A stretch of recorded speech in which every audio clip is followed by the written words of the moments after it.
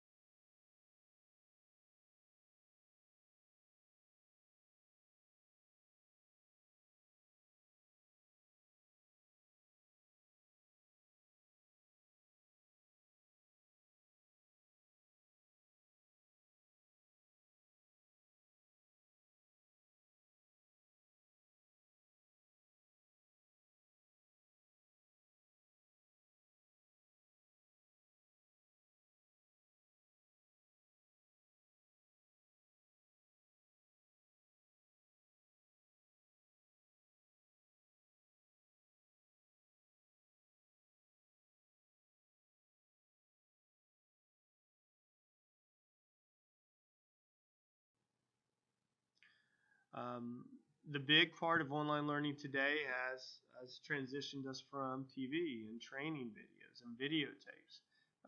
Videotapes are now almost non-existent, but they laid a great foundation for video lectures, online lectures. Who knew that YouTube was going to turn into such the smash that it is right now?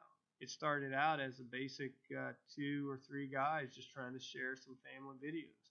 Today, you can go to YouTube and learn about almost about anything that you need to.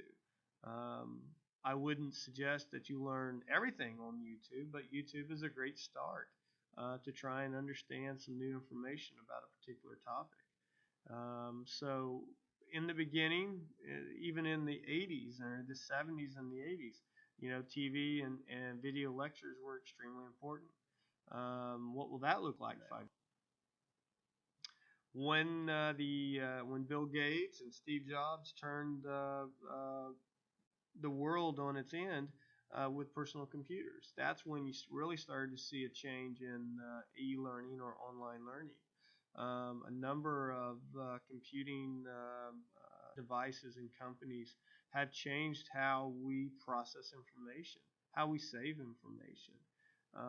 Think about it. How do you use your cell phone right now? Do you use it for learning? If you don't use it for learning, maybe you're behind just a little bit in the whole kind of venture of and progression of online learning and e-learning. With the birth of the World Wide Web and Tim Berners-Lee, online learning really has started to evolve, or started to evolve in the 90s. We went from the 90s of Web.1, 1.0 to currently what we're in is right now is a transition from Web 2.0 to 3.0. We can thank Tim Berners-Lee for developing HTML to help along on our road.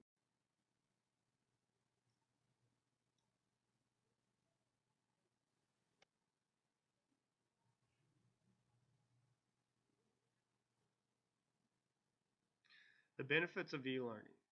Um, E-learning now allows for a learner to access information today, access information from anywhere in the world as long as they have an internet connection. How they organize that information, how they process that information becomes the big challenge.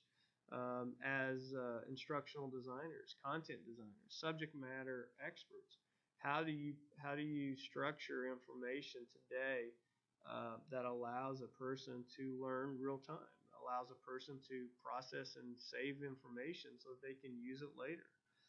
These are some of the challenges that we as K-12 teachers are having, are going to have, as we start to get more and more students and learners, young and old, that have certain requirements.